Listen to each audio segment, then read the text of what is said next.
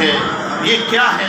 یہ طاقت ہے، یہ کیا ہے؟ یہ مضبوطی ہے، یہ کیا ہے؟ یہ اللہ کا حکم ہے۔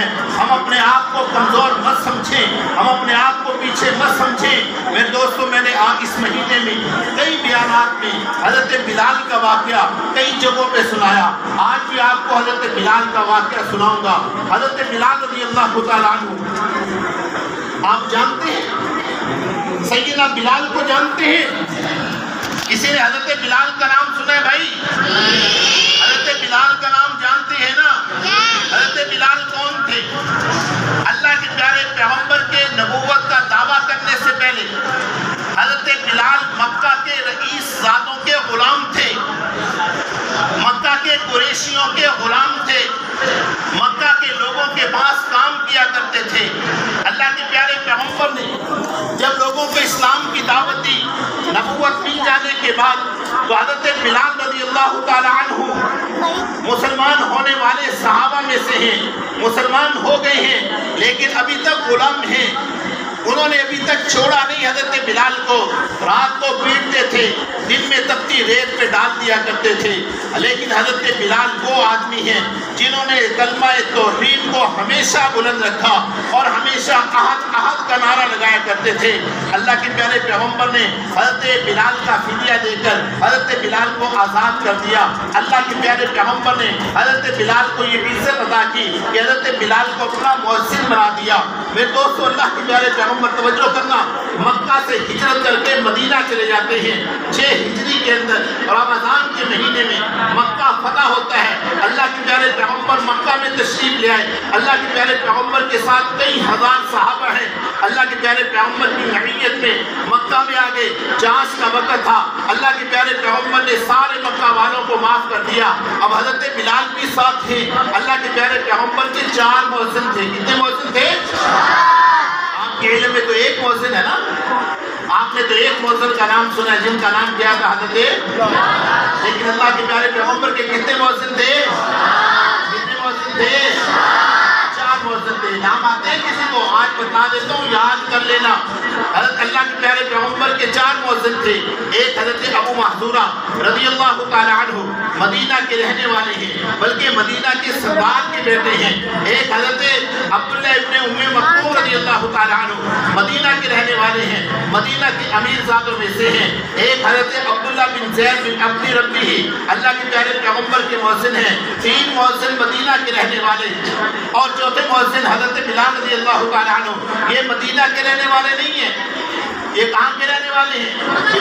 بلال بن ابی رباح رضی اللہ تعالیٰ عنہ، یہ حبشہ کے رہنے والے ہیں۔ ان کا رنگ مدینہ والوں سے نہیں ملتا۔ مدینہ کے لوگ حسین و جمیل تھے، حضرت بلال رنگ کے کالے تھے۔ ان کا چہرہ، ان کے نین نقش مدینہ والوں کے ساتھ نہیں ملتے، وہ بڑے نین نقش میں اچھے تھے۔ حضرت بلال کے نین نقش میں الٹے تھے، بڑے بڑے ہونٹ تھے، موٹی ناک تھی، ماتھا بڑا تھا، رنگ کالا تھا، ایسے لگتا تھا واقعی جیسے غلام ہیں۔ میرے دوستو، حضرت بلال بھی اللہ کے پیارے پیغمبر کے ساتھ ہیں۔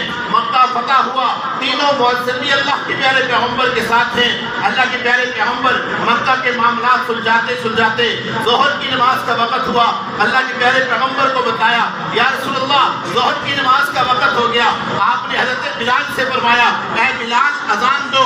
حضرت بلال انگلیاں کان میں ڈال کے اذان پڑھنے لگتے ہیں۔ اللہ کے پیارے پیغمبر نے فرمایا، بلال آج اذان زمین پر نہیں ہوگی بلکہ آج اذان آسمان پر چھت پر ہوگی۔ بلال یا بیت اللہ کی چھت پہ چڑھ جا اور بیت اللہ کی چھت پہ چڑھ کے اللہ کی توحید بلند کر دے۔ حضرت بلال رضی اللہ تعالیٰ عنہ کو اللہ نے یہ مقام کیوں دیا؟ جبکہ مدینہ کے 3 مؤذن وہاں پر موجود ہیں۔ حضرت بلال رضی اللہ تعالیٰ عنہ تو حبشہ کے رہنے والے ہیں، لیکن آزان کہاں دے رہی ہیں؟ بیت اللہ کی چھت پہ چڑھ کے اذان دے رہی ہیں۔ میں دوستو، اللہ نے حضرت بلال کو جو نسبت عطا کی تھی، وہ نسبت اللہ نے کسی کو نہیں عطا کی تھی۔ جو تڑپ بلال کے دل میں اللہ کے پیارے پیغمبر کے لیے تھی، میں سمجھتا ہوں کسی کے لیے نہیں تھی۔ حضرت بلال رضی اللہ تعالیٰ عنہ اور دوسرے صحابہ میں فرق کیا تھا؟ دوسرے مؤذنین میں فرق کیا تھا؟ حضرت ابو محذورہ اذان دیتے تھے، اللہ اکبر کہتے، اشہد ان لا الہ الا اللہ کہتے، اشہد ان محمد رسول اللہ کہتے۔ حضرت عبداللہ بن زید بھی ایسے ہی اذان پڑھتے، حضرت عبداللہ بن ام مکتوم بھی ایسے ہی اذان پڑھتے، لیکن بلال کی اذان اور تھی۔ بلال کی اذان ایسے نہیں تھی، وہ کان میں انگلیاں ڈال کر اذان پڑھا کرتے تھے، حضرت بلال بھی کان میں انگلیاں ڈال کر اذان پڑھا کرتے تھے، لیکن فرق کیا تھا؟ توجہ کرنا، فرق یہ تھا کہ حضرت بلال جس وقت اذان پڑھتے تھے، میں پڑھ کے سناتا ہوں، حضرت بلال پڑھتے تھے اللہ اکبر اشہد ان لا الہ الا اللہ۔ میرے دوستو، جب اشہد ان محمد رسول اللہ کی باری آتی تھی، حضرت بلال ایسے کان میں انگلیاں ڈالتے تھے۔